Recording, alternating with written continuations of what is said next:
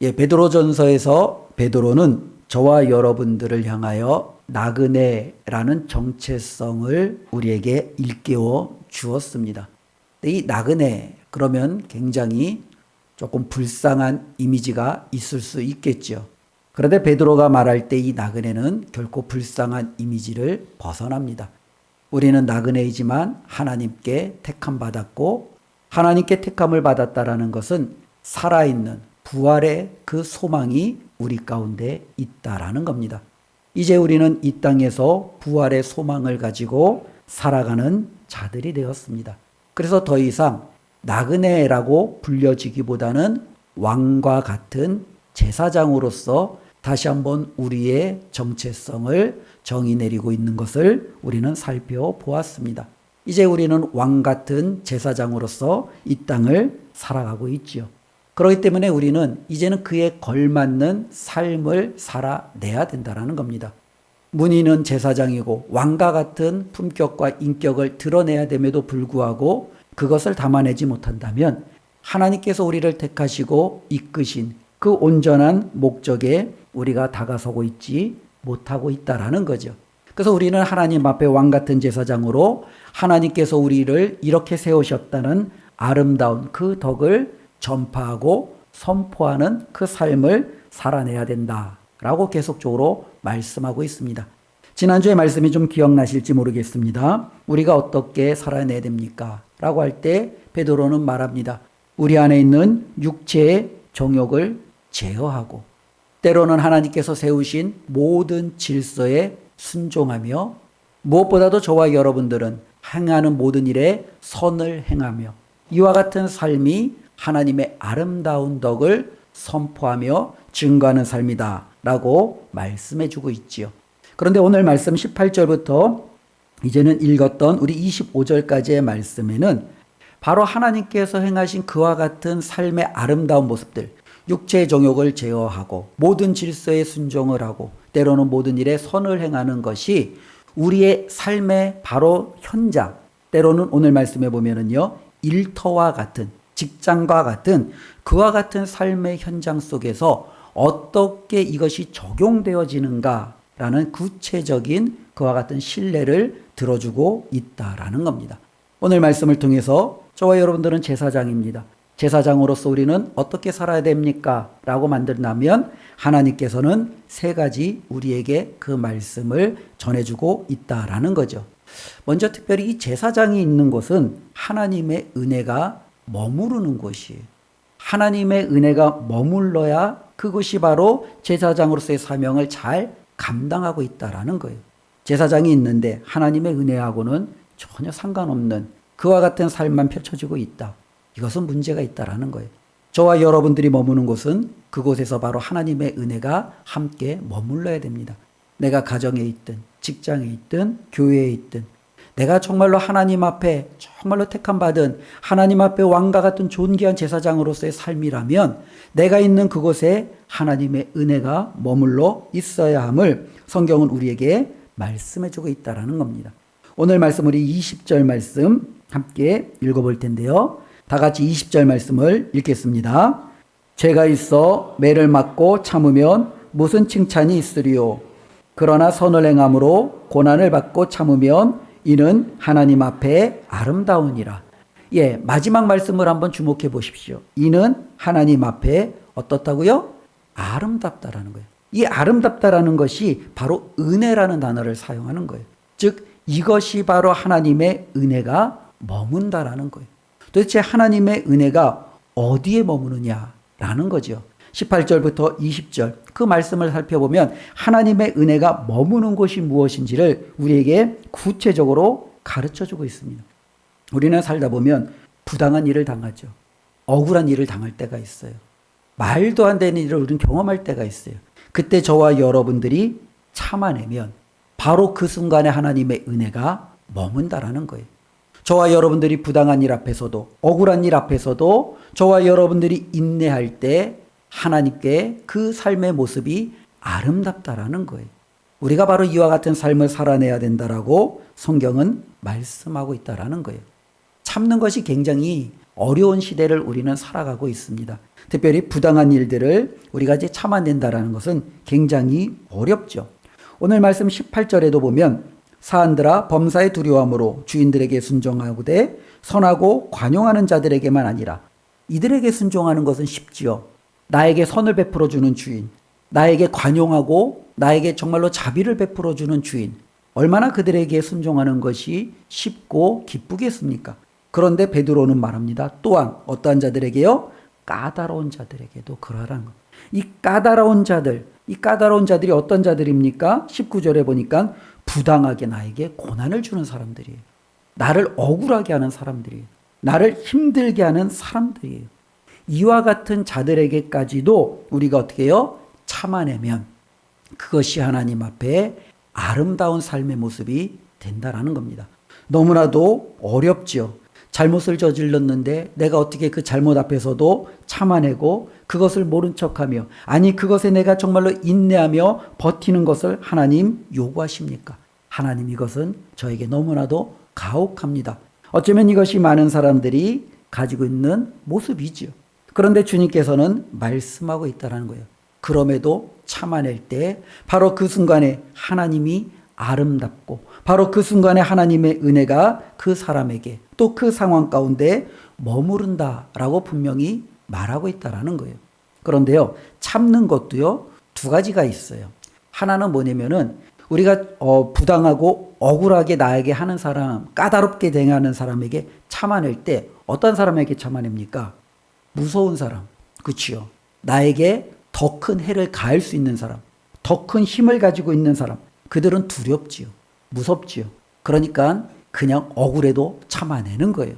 이와 같은 참음이 있다라는 거예요. 그럼 이와 같은 참음도 하나님 앞에 아름다우냐? 그렇지 않아요. 우리가 직장 생활을 하다 보면 둘 중에 하나죠. 어떤 부당한 일을 대할 때 머리로 들이받는 사람이 있고 참는 사람이 있어요. 근데 이 참는 것에도 두 가지가 있어요. 나에게 부당한 일을 행한 그 사람이 나보다 지위가 높고 또 나에게 더 큰 힘과 권력을 가졌기 때문에 내가 그 사람에게 대들어봐야 아무런 의미가 없기 때문에 그냥 무서워서 그냥 참는 사람이 있을 수 있지요. 그런데 오늘 주님께서는요, 그와 같은 참음이 아니라는 거예요. 우리 믿는 사람들은요, 어떠한 참음이냐? 우리 19절 말씀인데요. 다 같이 함께 읽어보겠습니다. 부당하게 고난을 받아도 하나님을 생각함으로 슬픔을 참으면 이는 아름다우나. 예, 우리가 참는데 어떻게 참으래요? 하나님을 생각함으로 참으라는 거. 하나님을 생각함으로 참으라는 거. 이것을 우리가 좀 비유하기가 조금 어렵다면 많은 가장들이 직장에서 여러 가지 부당한 일을 당하잖아요. 억울한 일을 당하잖아요. 잘은 모르지만 항상 하는 얘기가 직장인들에게 안주머니에는 항상 뭐가 있대요? 사표가 있대잖아요. 얼마나 그게 참 힘든 일이에요. 그렇죠? 항상 이거를 끌어안고 하루하루 직장 생활을 한대잖아요.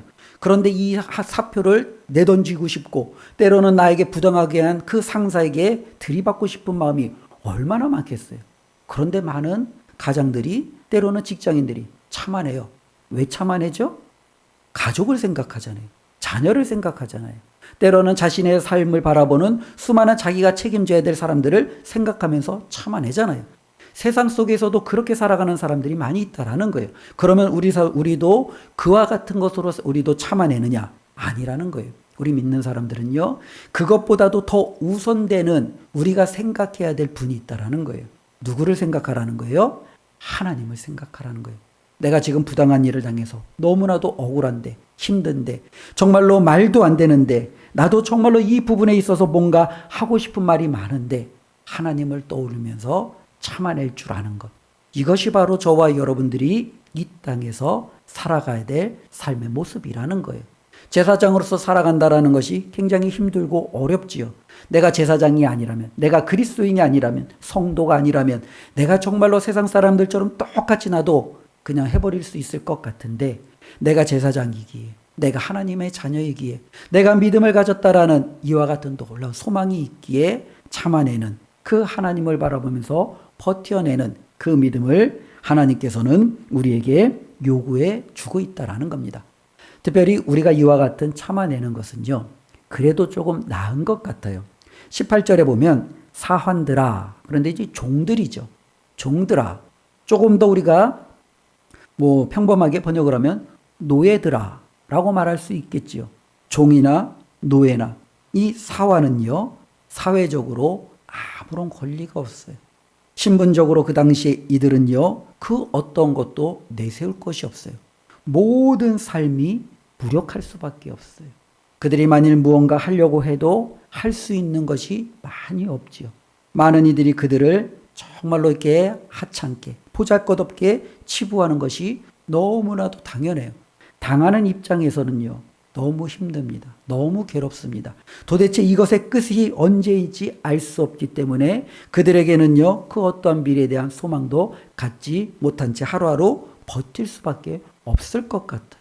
그런데 그들에게 하나님께서 소망과 희망과 어마어마한 메시지의 미래에 그와 같은 장밋빛 인생을 제공하는 것이 아니라 오히려 그들에게 말하는 거예요. 사람들아, 너희에게 간용하는 주인뿐만 아니라 너희를 까다롭게, 부당하게, 억울하게 정말로 그렇게 행하는 그와 같은 주인들에게도 어떻게 하라고요? 그들이 참아내고 인내할 것에 대해서 말씀하고 있다는 겁니다. 우리 그리스도인들은 이 땅에서 하나님 앞에 이와 같은 삶으로 부름받았다는 것을 다시 한번 기억하시며 세상과 똑같은 방식으로 우리는 해서는 안 된다라는 거예요. 세상은 받은 만큼 갚아주라고 말합니다.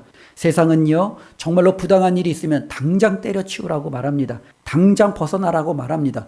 어디 내가 있을 곳이 거기밖에 없느냐라며 다른 곳으로 가라고 말합니다. 그런데 하나님은요, 그와 같은 곳에서 참아낼 때, 그를 참아내는 그곳에 하나님의 놀라운 은혜가, 하나님이 기뻐하시는 삶의 모습이 거기에 있다라고 우리에게 말씀해주고 있다라는 거죠. 우리가 한번 다윗을 생각해 보면 좋을 것 같습니다. 다윗에게는요, 주인이 있었죠. 그 주인이 누구입니까? 사울이라는 왕이었습니다. 그런데 이 주인이요, 엄청 까다로운 왕이었어요. 말이 그렇지 까다로운 왕이 아니라 완전히 폭군이었습니다. 툭하면 다윗을 향하여 창을 집어던지기 일쑤였습니다. 툭하면 다윗을 잡아다 죽이려고 혈안이 되어 있던 왕이었습니다. 이 다윗은요, 바로 이 사울이 자신의 눈앞에서 사라진 것이 가장 좋은 최선의 어쩌면 삶의 기쁨이었는지 모르겠습니다.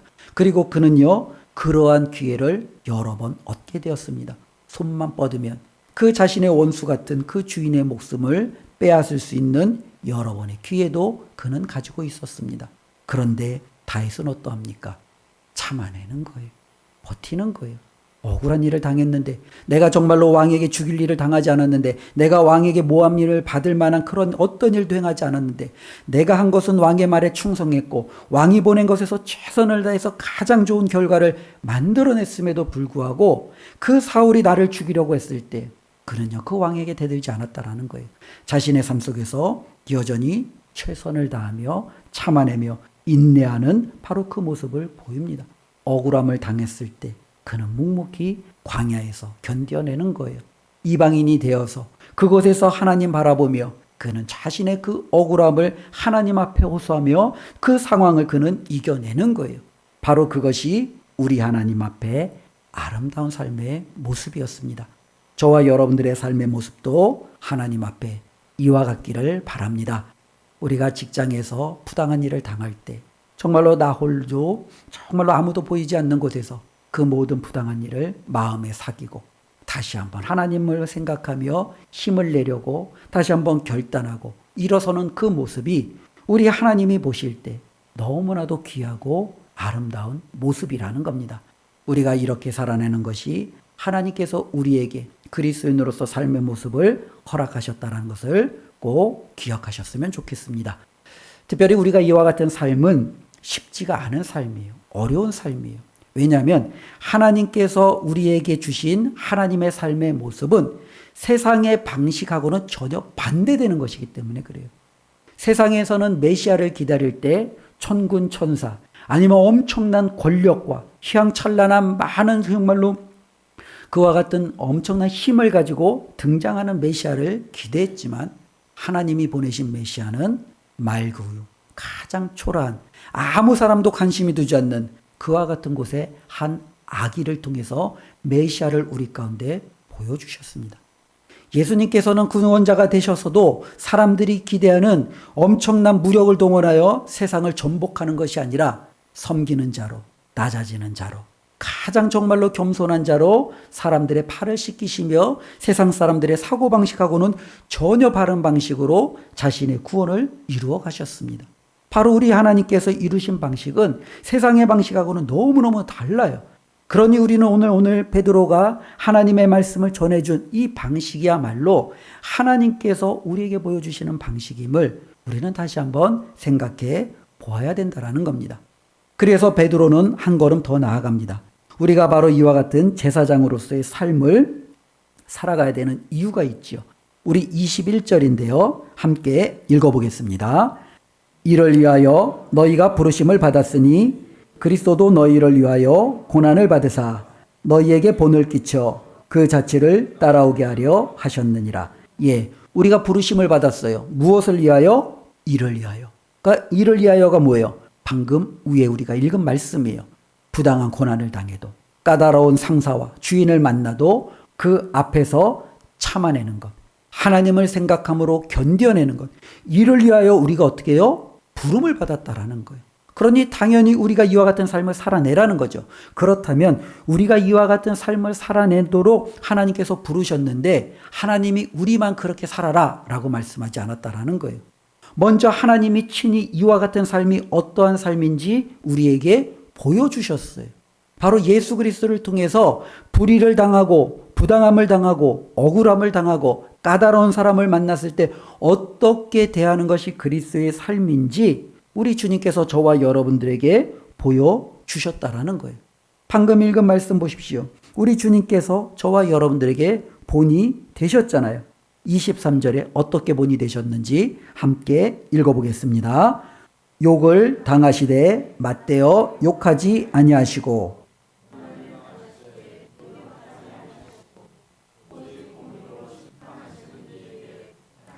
예, 우리 예수님께서 이렇게 살아내셨어요.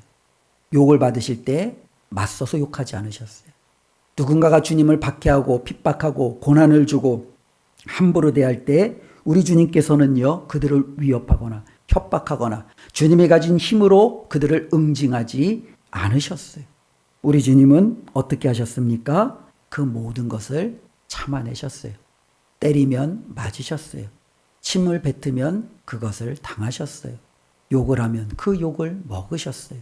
주님의 목숨을 빼앗는 그들에게 주님은 목숨을 내어 놓으셨어요.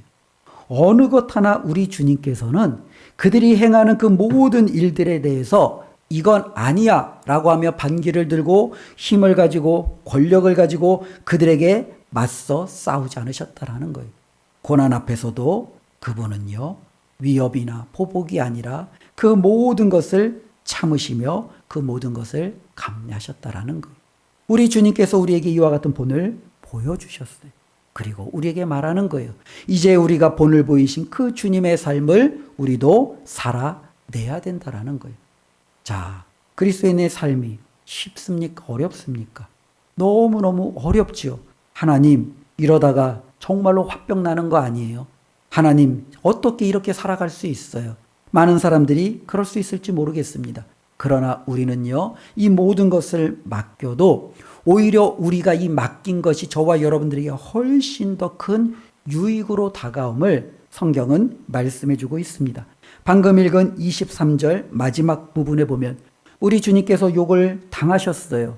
우리 주님께서 고난을 당하셨어요. 참아내셨지만 이 모든 것 가운데 우리 주님께서 행하신 것 하나가 있잖아요. 뭐예요? 오직 공의로 심판하시는 이에게 어떻게 하셨어요? 부탁하셨어요. 욕하는 자에게, 나에게 부당하고 억울한 일을 행하는 자에게 내가 갚는 게 아니라 하나님, 제가 지금 이렇게 욕을 먹어요. 하나님, 제가 이렇게 부당한 일을 당했어요. 하나님 보고 계시죠? 하나님, 이 모든 부분을 하나님께서 해결해 주세요.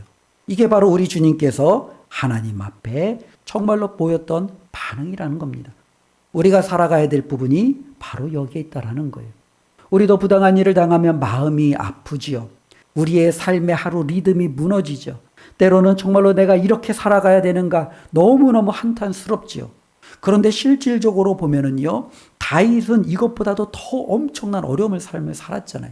그는요 정말로 왕이 되고 싶었던 꿈이 한 번도 없었어요. 갑자기 하나님이 어느 날 사무엘 선지자를 보내더니 기름을 붓고 왕으로서 그를 기름 부음을 시작한 거예요. 그는 정말로 하나님 앞에 왕이 되고자 하는 꿈도 없었는데 왕이 되고자 하나님이 그에게 꿈을 주셨고, 그리고 그것이 순탄하게 이어질 것 같았는데 이어지지 않았잖아요.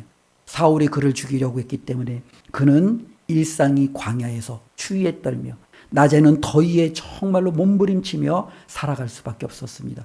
먹을 때도 잠잘 때도 그는 정말로 한결 마음을 놓으며 살아갈 때가 한순간도 없었어요. 이 사울이라는 왕 때문에 그의 삶은 한순간도 평안할 때가 없었어요. 그가 할 수 있는 것은 무엇입니까? 하나님 앞에 모든 것을 다 맡기는 거예요. 우리가 시편을 보면 다윗이 그 광야에서 눈물을 흘리며 썼던 그 시들을 한번 나중에 다시 한번 생각해 보십시오. 그는 모든 것을 하나님 앞에 맡기는 거예요. 하나님, 제가 이렇게 억울한 일을 당합니다. 하나님, 저의 목숨을 정말로 이렇게 취하려고 이렇게 정말로 쫓아오는 저 원수와 같은 이들이 저를 향하여 달려들고 있습니다. 하나님, 이 모든 것을 하나님 아시오니 하나님께서 정말로 이것을 책임져 주십시오. 다윗의 기도는 언제나 한결같았어요. 저의 원수를 가만두지 마십시오. 저를 부당하게 하는 그들에게 하나님 평안한 삶을 허락하지 마십시오. 하나님, 나를 힘들고 나에게 정말로 이렇게 어렵고 아프게 하는 저들을 하나님 그냥 내버려 두지 마십시오. 이것이 바로 다윗이 하나님 앞에 맡겼던 삶이에요. 우리 주님께서도 이 모든 것을 하나님께 맡기셨어요. 저와 여러분들도 주님 걸어가신 그 길을 따라가야 됩니다. 주님 걸어가신 그 고난의 길을, 겸손의 길을, 인내의 길을, 우리가 정말로 참고 버티는 길을 우리도 따라가야 됩니다. 그러나 우리는 그것을 그냥 무작정 따라가는 것이 아니라 나를 그렇게 힘들고 어렵게 했던 그 모든 것들을 하나님 앞에 내어 맡기며 따라갈 수 있다는 것. 이것이 바로 우리에게 큰 위로가 되고 힘이 될 줄로 믿습니다. 그러기에 당장 힘들고 어려운 상황 속에서도 우리 하나님을 생각함으로 이겨낼 줄 알고 버텨낼 줄 아는 저와 여러분들이 되시기를 주님의 이름으로 부탁을 드립니다. 세 번째로 오늘 말씀을 보면은요, 이 제사장으로서 저와 여러분들이 하나님 앞에 인내의 삶, 또 하나님 앞에 저와 여러분들이 주님을 따라가는 그와 같은 삶, 그리고 더 나아가서는 이제는 저와 여러분들이 다른 누군가를 치유할 수 있는 그와 같은 삶의 자리로 나아가야 된다라고 말씀하고 있습니다. 제사장이 무엇입니까? 하나님과 사람 사이에 서전 중보자의 역할을 하는 게 제사장의 역할이에요. 그런데 하나님과 사람 사이에 제사장으로 세움을 받았는데 우리가 아무런 역할도 하지 못한다면 이 제사장의 직분이, 이 제사장이라는 이 명칭이 우리에게 무슨 유익이 있고 무슨 의미가 있겠습니까? 당연히 하나님이 저와 여러분들을 왕과 같은 제사장으로 세우셨다면 우리는 이 제사장으로서 하나님께서 맡겨주신 가장 귀한 사명을 해야 되는 거예요. 그 사명이 뭐예요? 바로 이 사람을 하나님 안에서 정말로 하나님이 원하시는 삶의 모습으로 변화시키고 바뀌어가고 하나님의 뜻을 이루어가는 거죠. 그래서 우리가 있는 곳에는요, 하나님의 은혜가 머물기에 이 하나님의 은혜를 통해서 다른 누군가가 회복이 되어지고 치유함의 역사가 일어나는 놀라운 일들이 일어난다라는 거예요. 그런데 이것이 참 희한하게 역설적인 방식으로 일어나는 거죠. 좀 전에 말씀드린 것처럼 하나님이 우리에게 요구하시는 삶의 원리는요, 세상의 삶의 원리하고 달라요. 그래서 참 희한한 방식으로 하나님의 역사가 일어난다라는 거예요. 이런 거죠. 가령 세상은요, 누군가가 아파요. 그럼 이 아픈 사람을 도우려면 누가 필요해요? 건강한 사람이 필요해요. 건강한 사람이 옆에 있어서 이 아픈 사람을 도와줘야 되잖아요. 걸을 때도 도와주고 먹을 때도 먹여주고 힘들 땐 옆에서 잡아주고, 이것이 당연한 원리잖아요. 그런데 하나님의 원리는 신기해요. 하나님께서는 아픈 사람이 있어요. 이 아픈 사람을 치유하려고 하나님께서는 다른 누군가에게 더 큰 아픔과 고난을 허락하실 때가 있다는 거예요. 신기하죠. 내가 아플 때, 내가 고난을 받을 때 이 사람이 회복이 돼요. 이 사람이 나음을 얻는다라는 거예요. 신기하게 왜 하나님께서는 내가 이렇게 어렵고 힘든 자리에 있을 때 이것을 통해서 다른 누군가를 일으키시는가? 우리는 그렇게 하나님 앞에 반문할지 모르는데 하나님은 그와 같은 삶의 원리로 저와 여러분들을 구원시키셨잖아요. 저와 여러분들이 죄인이었을 때 우리 주 예수 그리스도께서 이 땅에 오심으로 그가 십자가에 달려 죽으심으로 우리는 어떻게 해요? 구원을 받았어요. 그분이 정말로 채찍에 맞음으로, 그분이 정말로 많은 사람들에게 정말로 온갖 모욕을 당함으로 우리는 나음을 입었어요. 하나님의 원리는요, 신기하게 우리가 이해할 수 없지만 분명히 하나님이 저와 여러분들에게 밝히 명히 알려준 이와 같은 뜻 가운데 이루어진다라는 거예요. 우리 24절 말씀인데요. 함께 읽어보겠습니다. 친히 나무에 달려 그 몸으로 우리 죄를 담당하셨으니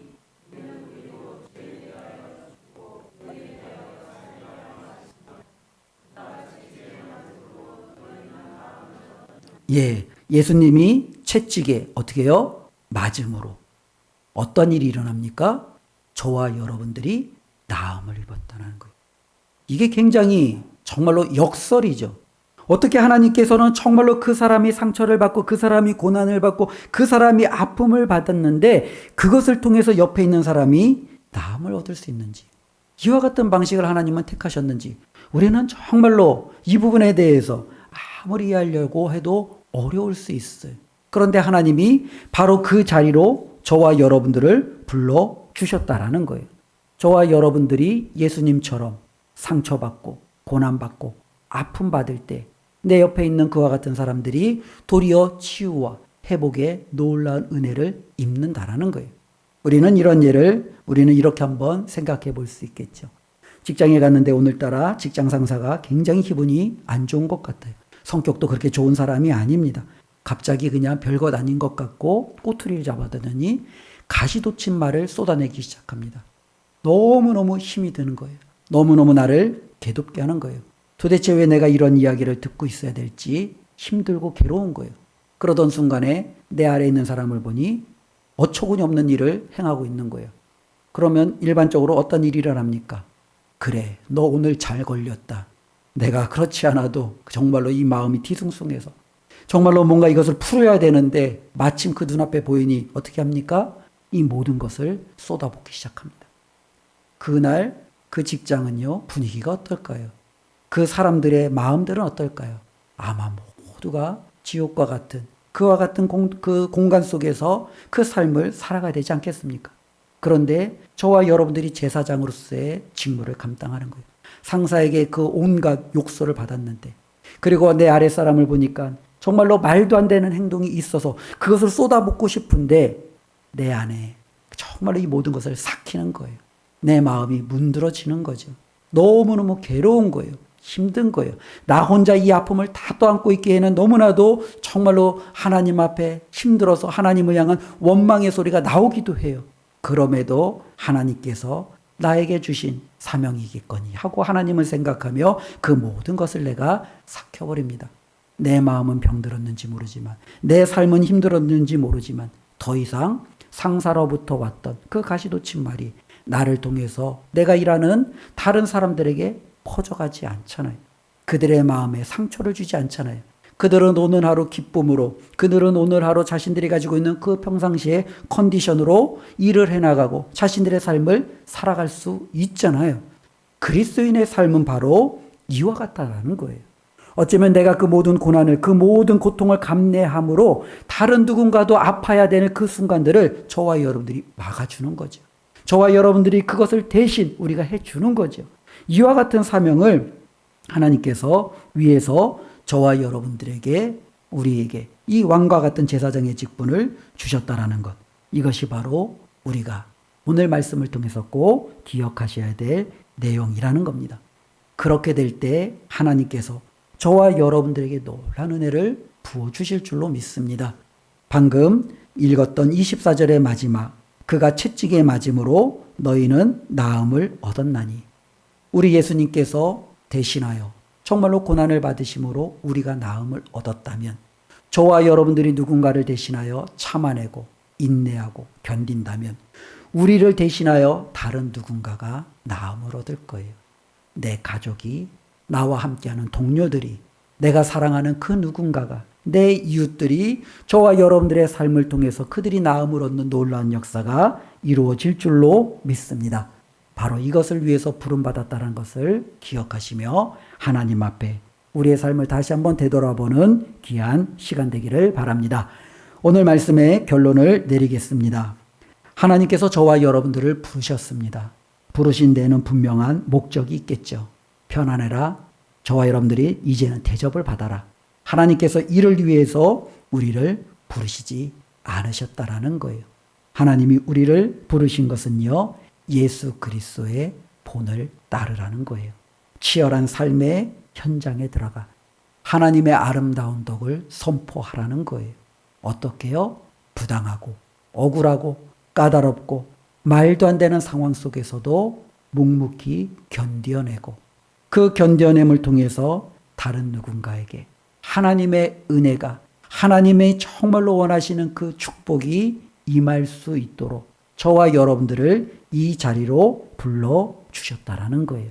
이것을 기억하며 나를 힘들게 하고 아프게 하는 사람 앞에서 오히려 이 말씀을 붙들고 하나님의 은혜가 어떻게 나를 통해서 그 사람에게 내가 있는 그 현장 속에 정말로 아름답게 흘러갈 수 있을까 고민하고 또 살아내고 하나님 앞에 승리하시는 삶이 되시기를 주님의 이름으로 축원드립니다. 기도하겠습니다. 하나님 감사합니다. 주님께서 주신 말씀을 나누었습니다.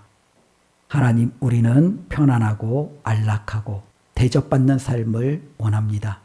그런데 하나님, 오늘 말씀을 보니 우리는 다른 누군가를 위해서 섬기고 베풀고 인내하고 참아내는 예수 그리스도의 삶을 본받도록 부름받았음을 다시 한번 확인해 봅니다.